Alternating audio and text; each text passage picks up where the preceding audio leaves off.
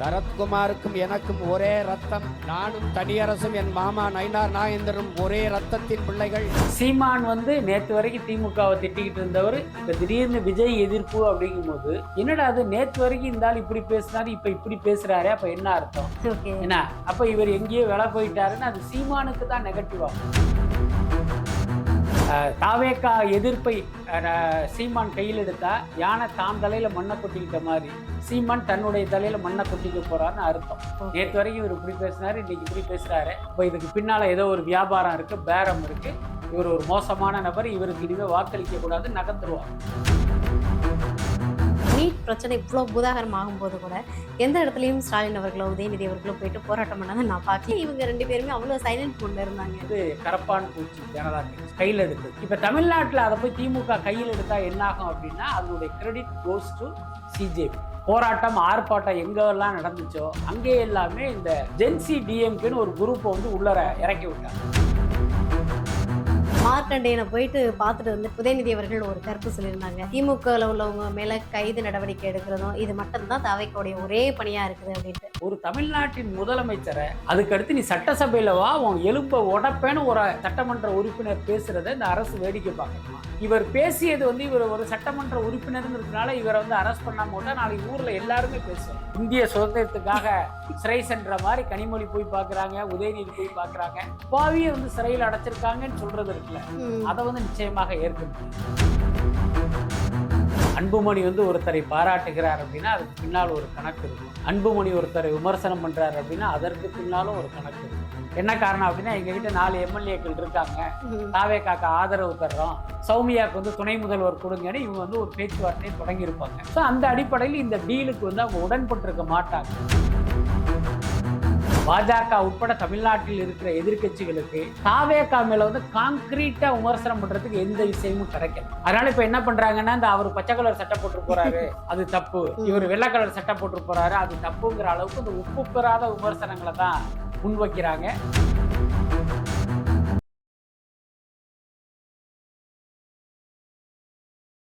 Credit card over டியூவா, multiple EMI ஸ்ட்ரெஸ்ஸா? இனி ஒரே இஎம்ஐல ஈஸியா மேனேஜ் பண்ணலாம். Power of one EMI. Okay sir, இப்போ எனக்கு என்னன்னா இந்த 2 மாசத்துக்குள்ள பார்த்தீங்க அப்படின்னா வீத லீடர்னு ஒரு அமைப்பு, தனுஷ் சார், அதே மாதிரி சீமான் அவர்கள் தொடர்ந்து திமுக எதிர்க்காதது, பாஜக எதிர்க்காதது அப்படின்னு சொல்லிட்டு கிட்டத்தட்ட உதயநிதி அவர்கள் திமுக அதிமுக அப்படின்னு சொல்லிட்டு ஒரு முன்னாடி நம்ம சொன்னோம் இல்லையா 4 முனை போட்டி அப்படின்னு சொல்லிட்டு, இப்போ ஒரு பக்கம் பார்த்தீங்கன்னா ஒரே ஒரு ஆள் தான் தாவேக்கா மட்டும்தான் இருக்குது.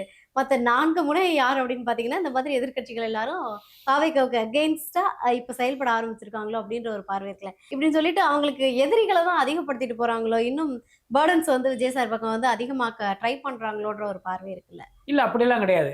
இது போன்ற ஆட்கள் உருவாகுவதுங்கிறது விஜய்க்கு ஒரு வகையில நல்லது. என்ன கேட்டால் அது ஒரு வகையில் விஜய்க்கு மிகப்பெரிய ப்ளஸ்.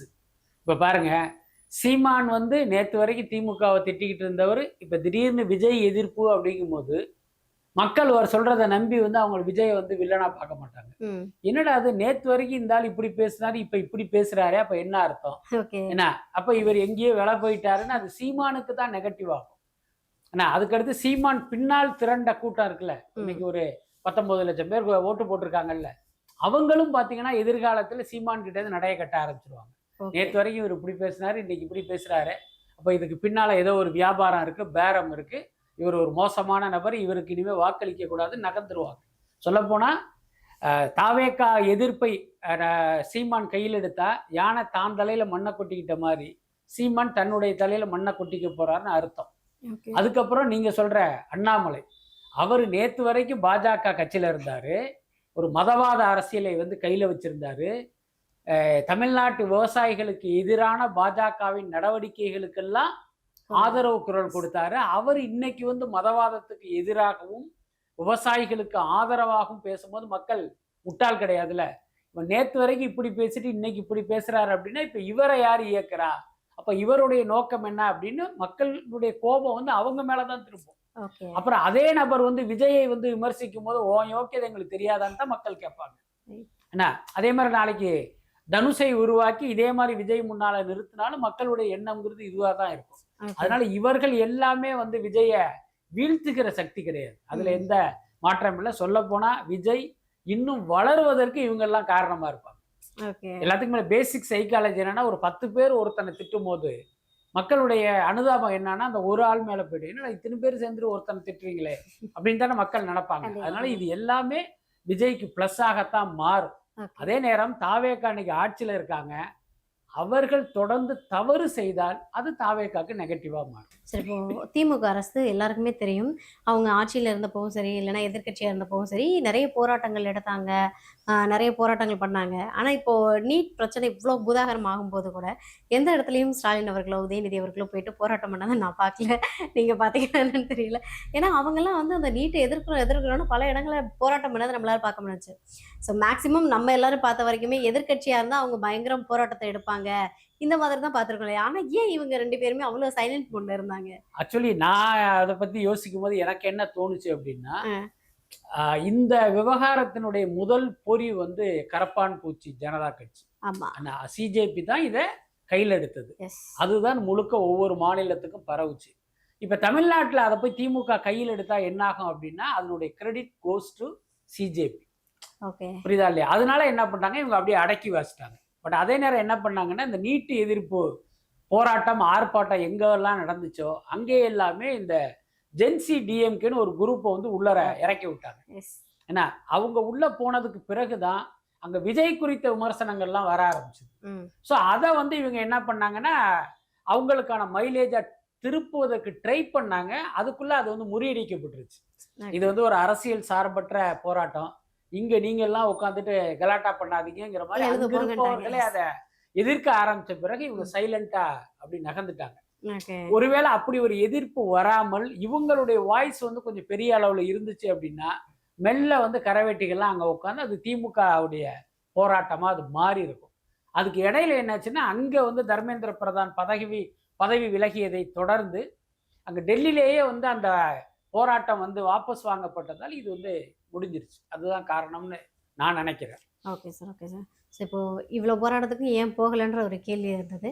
இன்னைக்கு உதயநிதி அவர்கள் இந்த இடத்துக்கு ஏன் போனார்ன்றதும் ஒரு கேள்வியாக இருக்குது. ஏன்னா நீங்கள் பார்த்துருப்பீங்க, மார்க்கண்டேயனை போயிட்டு பார்த்துட்டு வந்துட்டு உதயநிதி அவர்கள் ஒரு கருத்து சொல்லியிருந்தாங்க.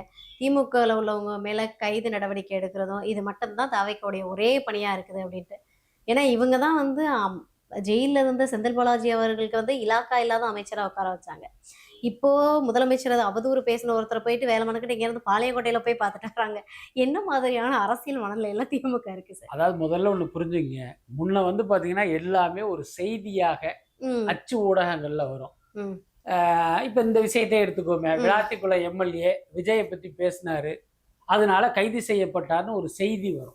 அவர் என்ன பேசினார்னு யாருக்கும் தெரியாது. அப்ப அந்த மக்கள் என்ன நினைப்பாங்க, எப்பா விஜய் விமர்சனம் பண்ணதுக்கு அவரை போய் ஜெயில போட்டாங்களே தப்புப்பான்னு மக்கள் நினைச்சிருப்பாங்க. ஆனா இது காட்சி ஊடக காலம், எல்லாத்துக்கும் மேல சமூக ஊடக காலம். இவர் என்ன பேசினார் அப்படிங்கறத இன்னைக்கு உலகமே பார்த்துருச்சு. ஒரு தமிழ்நாட்டின் முதலமைச்சரை ஏக வசனத்துல அவன் இவன் பேசுறது தப்பா இல்லையா, அதான் கேள்வி. அதுக்கடுத்து நீ சட்டசபையில வா, உன் எலும்பை உடப்பேன்னு ஒரு சட்டசபை உறுப்பினர் சட்டமன்ற உறுப்பினர் பேசுறத இந்த அரசு வேடிக்கை பார்க்கணுமா? யோசிச்சு பாருங்க. நீங்க பேசுனது தவறு, அதன் பேரில் இந்த நடவடிக்கை எடுக்கப்பட்டிருக்கு. திமுக காரங்க அவர் அரெஸ்ட் பண்ணல, அந்த பேச்சை யார் பேசியிருந்தாலும் அவங்க அரெஸ்ட் பண்ணியிருப்பாங்க. எல்லாத்துக்கும் மேல இவர் பேசியது வந்து இவர் ஒரு சட்டமன்ற உறுப்பினருங்கிறதுனால இவரை வந்து அரெஸ்ட் பண்ணாம போட்டா நாளைக்கு ஊர்ல எல்லாருமே பேசுவாங்க. புரியுதா இல்லையா? அப்ப இந்த விஷயத்தில் தாவேக அரசு வந்து ஒரு சரியான நடவடிக்கையை தான் எடுத்திருக்கு. இன்னும் சொல்ல போனா நான் ரொம்ப ஓப்பனாவே சொல்றேன், அனிதா ராதாகிருஷ்ணனை இதே மாதிரி பேசினவர் தான். விஜய் வந்து ஒரு தரக்குறைவா பேசினாரு. இவர்கள் வந்து அவரை சரியா டீல் பண்ணாததுனால அவருக்கு வந்து நீதிமன்றத்தில் வந்து அவங்க ரிமாண்ட் பண்ண போகும்போதே அவங்கள வந்து அனுப்பிச்சு விட்டாங்க. அதுக்கடுத்து ஆர்பி உதயகுமார் முன்னாள் அதிமுக அமைச்சர் விஜய் குறித்து தரக்குறைவா பேசுறாரு. அவருடைய ஒரு வீடியோ பார்த்தேன், அதுல ஒரு இடத்துல பீப் வருது. அப்ப என்ன வார்த்தை சொல்லி அவர் விஜயை பேசினார்? தமிழ்நாட்டின் முதலமைச்சரை ஒரு முன்னாள் அமைச்சர் ஒருத்தர் பயன்படுத்துற வார்த்தையாது. அப்ப இப்படிப்பட்ட பேச்சுக்கு வந்து கண்டிப்பாக நடவடிக்கை எடுக்கணும். இது வந்து திமுக மீதான பழிவாங்கும் நடவடிக்கையை எடுத்துக்க வேண்டிய அவசியம் இல்லை. பழிவாங்கும் நடவடிக்கை அப்படின்னா திமுக அமைச்சர்கள் எல்லார் மீதும் வழக்கு பதிவு செய்து சிறையில் அடைப்பதுதான் பழிவாங்கும் நடவடிக்கை. இன்னும் அவங்க அந்த கட்டத்துக்குலாம் இன்னும் வரவே இல்லை. நீங்கள் என்னென்ன துறையில ஊழல் பண்ணீங்கிறது அவங்களுக்கு தெரியும். இன்னும் அவங்க அந்த கட்டத்துக்குலாம் வரவே இல்லை. இப்போ வந்து இவர் அவதூறா பேசினாரு, அதனால அவங்க அரெஸ்ட் பண்ணியிருக்காங்க. ம். ஆனா அதையும் வந்து இவங்க அரசியலாக்குறாங்க. ஏதோ இவர் வந்து இந்திய சுதந்திரத்துக்காக சிறை சென்ற மாதிரி கனிமொழி போய் பார்க்குறாங்க, உதயநிதி போய் பார்க்குறாங்க. உங்க எம்எல்ஏவை நீங்க பாருங்க, ஆறுதல் சொல்லுங்க, அது தப்பு கிடையாது. ஆனா ஒரு அப்பாவியை வந்து சிறையில் அடைச்சிருக்காங்கன்னு சொல்றது இருக்குல்ல, ம். அதை வந்து நிச்சயமாக ஏற்க முடியாது. ஸோ இப்போ அன்புமணி ராமதாஸ் அவர்கள் வந்து தொடர்ந்து வந்து ஏதோ தாவேக்காவுக்கு கொஞ்சம் இணக்கமா போற மாதிரி ஒரு ஃபீல் இருந்தது எல்லாருக்குள்ளேயும். ஸோ ஒரு இடத்துல கூட நாங்க வந்து பாமகவுடைய நிர்வாகி ஒருத்தர் பேசுறாரு. நாங்க சௌமியா அன்புமணி மேம் வந்து அமைச்சரா பார்க்க விருப்பப்படுறோம் அப்படின்னு சொல்லிட்டு.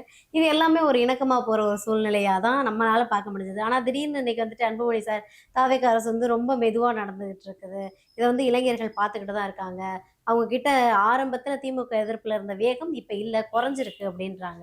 இதை எப்படி பாக்குறீங்க? அதாவது மக்கள் வந்து பாமகவை எந்த இடத்துல வச்சிருக்காங்கங்கிறது எல்லாருக்கும் தெரியும். அன்புமணியுடைய ஸ்டேட்மெண்ட்டை மக்கள் எந்த அளவுக்கு எடுத்துக்குவாங்கங்கிறது எல்லாருக்குமே தெரியும். ம். அன்புமணி வந்து ஒருத்தரை பாராட்டுகிறார் அப்படின்னா அதுக்கு பின்னால் ஒரு கணக்கு இருக்கும். அன்புமணி ஒருத்தரை விமர்சனம் பண்றாரு அப்படின்னா அதற்கு பின்னாலும் ஒரு கணக்கு இருக்கும். இது வந்து தமிழ்நாட்டு மக்களுக்கெல்லாம் தெரியும். ம். இல்லைன்னா நீங்க தமிழ்நாட்டு மக்களுக்காக, தமிழ்நாட்டு விவசாயிகளுக்காக பாடுபடுவதாக பாமக சொல்லிட்டு இருக்காங்க. அது உண்மைன்னு மக்கள் நினைச்சிருந்தாங்கன்னா இவங்களை நேரம் வேற ஒரு இடத்துல வச்சிருந்திருப்பாங்க. ஆனா எந்த இடத்துல வச்சிருக்காங்கிறது எல்லாருக்குமே தெரியும். அதுக்கடுத்து பாமக என்கிற ஒரு கட்சியை வைத்து அன்புமணி குடும்பம் எப்படி எல்லாம் வளமா இருக்காங்கங்கிறதையும் மக்கள் பார்த்துக்கிட்டு தான் இருக்காங்க. அதனால அதை ரொம்ப சீரியஸா எடுத்துக்க வேண்டியதில்லை. பட் அதே நேரம் ஆரம்பத்தில் தாவேக்காவை ஆதரித்து பேசியதற்கும் இன்றைக்கு தாவேக்காவை விமர்சிப்பதற்கு இடையில வந்து சில விஷயங்கள் நடந்திருப்பதற்கு வாய்ப்பு இருக்கு. என்ன காரணம் அப்படின்னா, எங்ககிட்ட 4 எம்எல்ஏக்கள் இருக்காங்க, ம். தாவேக்காக்கு ஆதரவு தர்றோம், சௌமியாவுக்கு வந்து துணை முதல்வர் கொடுங்கன்னு இவங்க வந்து ஒரு பேச்சுவார்த்தையை தொடங்கியிருப்பாங்க. அந்த பேச்சுவார்த்தை நடந்து கொண்டிருக்கும் போது இவர் அப்படி பாராட்டு பத்திரங்களை அப்படி வாசிக்கிட்டே இருந்தாரு. தாவேக்கா மாதிரி உண்டா, விஜய் மாதிரி உண்டான்னு 2-3 தடவை விஜயை மீட் பண்ணிட்டாரு. ஆமா. அதுக்கப்புறம் பார்த்தீங்கன்னா விஜய்க்கு தெரியும் அன்புமணி யார், அவருடைய அரசியல் என்னங்கிறதெல்லாம் தெரியும். ஸோ அந்த அடிப்படையில் இந்த டீலுக்கு வந்து அவங்க உடன்பட்டிருக்க மாட்டாங்க. ம். உடனே பார்த்தீங்கன்னா அப்படியே கேசட்டை திருப்பி போட்டுட்டு நீங்க நெகட்டிவா அவர் பேசிட்டு இருக்காரு. பட் எல்லாத்தையும் மக்கள் பார்த்துட்டு இருக்காங்க. ஓகே. ஆனா வந்து முதலமைச்சர் வந்து கர்நாடகா போறேன் மேகதாது விவகாரத்துல வந்து நான் பேச்சுவார்த்தை நடத்துறேன் அப்படின்னு சொல்லிட்டு ஒரு விஷயம் ஸ்டேட்மெண்ட் கொடுத்திருக்காங்க. இதுக்கு தொடர்ந்து முன்னாள் முதலமைச்சர் இருந்த ஸ்டாலின் அவர்களா இருக்கட்டும், இல்லைன்னா அன்புமணி அவர்களா இருக்கட்டும், இந்த மாதிரி பல எதிர்க்கட்சி தலைவர்களும் தொடர்ந்து விமர்சனத்தை வைக்கிறாங்க. நீங்க இப்ப கர்நாடகா போனீங்க அப்படின்னா அது தேவையில்லாத விஷ பரீட்சை தான் அப்படின்ற ஒரு விமர்சனத்தை தொடர்ந்து வச்சுட்டே இருக்காங்களே சார். அதாவது என்னன்னா, அவர் கர்நாடகா செல்வது குறித்து இது வரைக்கும் ஒரு அதிகாரப்பூர்வமான அறிவிப்பு அறிவிப்பே வரல. வரல. அதே நேரம் பார்த்தீங்கன்னா அந்த வேளாண்மைத்துறை அமைச்சர் ஒரு இடத்துல வந்து இப்படி ஒரு பேச்சுவார்த்தை இருக்குங்கிற மாதிரி அவர் ஒரு லூஸ் டாக் விட்டாரு. அது வந்து உண்மையிலேயே வந்து அப்படி ஒரு திட்டமிடப்பட்டு அதை அவர் வெளியில விஜயனுடைய நாலேஜ் இல்லாம சொன்னாரா என்னங்கிறது தெரியல. அதுக்கப்புறமா தான் இது ஒரு பெரிய கான்ட்ரவர்சியா மாறுச்சு. பட் அதை அதிகாரபூர்வமாக அறிவிக்கும் போது தான் நம்ம அது குறித்து டிஸ்கஸ் பண்றது சரியா இருக்கும். என்னன்னு கேளுங்க. இப்ப இது வந்து வெறுமனே ஒரு கேள்விப்பட்ட தகவல் தான். இதன் பேர்ல வந்து ஒரு பெரிய டிபேட் நடந்து நாளைக்கு அப்படி ஒரு விஷயமே நடக்கலை அப்படின்னா இப்ப நமக்கெல்லாம் பல்பு வாங்கின மாதிரி ஆயிடும். அதனால அப்படி ஒரு விஷயத்தை தமிழ்நாடு அரசோ அல்லது விஜயோ அறிவிக்கும் போது நிச்சயமாக அது குறித்து நம்ம வந்து பேசுறது சரியா இருக்கும். கண்டிப்பா சார். சார் இப்போ 707 டாஸ்மார்க் வந்து மூணதான் அறிவிச்சாங்க தாவேக்க தரப்புல வந்து. ஆனா அது மூடி இருக்காங்களா மூடலையா அப்படின்ற விவரம் எதுவுமே ஆர்பிஐல இல்லை அப்படின்னு சொல்லிட்டு நயினார் நாகேந்திரன் இன்னைக்கு ஒரு ஸ்டேட்மெண்ட் கொடுத்துருக்காரு. அதை எப்படி பாக்குறீங்க? இல்ல, எனக்கு அந்த டாஸ்மாக் கடை மூடுனதே பாத்தீங்கன்னா அது வந்து ஒரு விளம்பர அரசியலா தான் எனக்கு தோணுது. அது அத்தனை கடைகள் மூடி இருப்பதற்கு வாய்ப்பு வந்து ரொம்ப குறைவு. அதுக்கு என்ன காரணம்னா இது நமக்கு உறுதியாக தெரியாது. ஒரு சில விஷயங்களுடைய இதை வச்சுதான் நான் சொல்றேன். இப்ப டி நகர்ல இந்த வேளாங்கண்ணி ஸ்கூல்னு ஒண்ணு இருக்கும். அது பக்கத்துல ஒரு டாஸ்மாக் கடை இருக்கு. அந்த கடை வந்து இந்த மூடப்பட்ட 700 சொச்ச கடைகள்ல அந்த கடையும் ஒண்ணு. அப்ப அந்த பள்ளியினுடைய தாளாளர் ஒரு வயசான பெண்மணி ஒருத்தவங்க இருக்காங்க. அபர்ணான்னு ஒரு நடிகை, அவங்களுடைய அம்மா தான் அவங்க. அவங்க வந்து ஒரு பேட்டி கொடுக்குறாங்க. இந்த மாதிரி இந்த இடத்துல உள்ள டாஸ்மாக் கடையை மூடுறதுக்காக நான் ஒரு 10-15 வருஷமா நான் போராடிக்கிட்டு இருக்கேன். அந்த கடையை வந்து மூடவே இல்லை. நல்ல வேலை தாவேக்க அரசு வந்து மூடிட்டாங்க அப்படின்னு வந்து ஒரு வீடியோ பயங்கரமா அது வைரல் ஆச்சு. அப்ப அதெல்லாம் பார்க்கும்போது ஓகே இது கரெக்டு தான் போல இருக்கு அப்படின்னு நினைச்சா ஒரு 4 நாள்ல அந்த கடையை மறுபடியும் திறந்து வியாபாரம் நடந்துட்டு இருக்கு. ஸோ இப்படித்தான் மற்ற இடத்துலையும் இருக்கும். எல்லாத்துக்கும் மேல அது எத்தனை கடை எந்தெந்த இடத்துல மூடப்பட்டதுங்கிற விவரம் யாருக்குமே தெரியாது. இப்ப நீங்க ஒரு இடத்துல கடந்து போறீங்க, அங்க ஒரு கடையை நீங்க பார்த்துருப்பீங்க. மேபி அந்த கடையும் கூட மூடப்பட்ட லிஸ்ட்ல இருந்திருக்கலாம், நமக்கு தெரியாது. ஆனா அது இயங்கிக்கிட்டு இருக்கும். அதனால இதனுடைய உண்மைத்தன்மை அரசுக்கு தான் தெரியும். பட் இன்னைக்கு நயினார் நாகேந்திரன் அதை பத்தி பேசுறத வச்சு நம்ம அப்படி ஒரு முடிவுக்கும் வர வேண்டிய அவசியம் இல்லை. என்ன காரணம், இன்னைக்கு பாஜக உட்பட தமிழ்நாட்டில் இருக்கிற எதிர்கட்சிகளுக்கு தாவேகா மேல கான்கிரீட்டா விமர்சனம் பண்றதுக்கு எந்த விஷயமும் கிடைக்கல. அதனால இப்ப என்ன பண்றாங்கன்னா, இந்த அவர் பச்சை கலர் சட்டை போட்டு போறாரு அது தப்பு, இவர் வெள்ளை கலர் சட்டை போட்டு போறாரு அது தப்புங்கிற அளவுக்கு இந்த உப்பு பெறாத விமர்சனங்களை தான் முன்வைக்கிறாங்க. மேபி இந்த குற்றச்சாட்டு கூட அப்படி இருப்பதற்கு வாய்ப்பு இருக்கு. அதே நேரம் ஒரு தேசிய கட்சியினுடைய தமிழ்நாடு தலைவர் இப்படி ஒரு குற்றத்தை சுமத்தும் போது அதற்கான விளக்கத்தை கொடுக்க வேண்டியது தமிழ்நாடு அரசினுடைய கடமை. இல்லைங்க, இவர் ஒரு கட்சியில பொறுப்பான பதவியில இருந்துட்டு இவர் தவறான தகவலை சொல்றாரு, இதுதான் உண்மையான விஷயம் இவங்க அதை தெளிவுபடுத்தணும். இவருக்காக இல்லைனாலும் அந்த தகவலை நம்புகிற மக்களுக்கு நீங்க நேர்மையா இருக்கணும். ஓகே. ஸோ இறுதியாக ஒரு கேள்வி, ஏன்னா தாவேக்கா அரசு அமைஞ்சதுக்கு பிறகு நிறைய அமைச்சர்கள் மேலே சில எம்எல்ஏக்கள் மேலேன்னு பல குற்றச்சாட்டுகள் வந்தது. ஒரு ஆடியோ லீக் ஆனிச்சு, நீங்கள் அதை பார்த்தீங்களா இல்லையான்னு தெரியல, அமைச்சர் ஜெகதீஸ்வரி அவங்களுடையது. ஸோ அவங்க பேசும்போது அடித்து கொலை பண்ணிடுவேன் அப்படின்னு சொல்லிட்டு ஒரு ஸ்டேட்மெண்ட் வந்தது.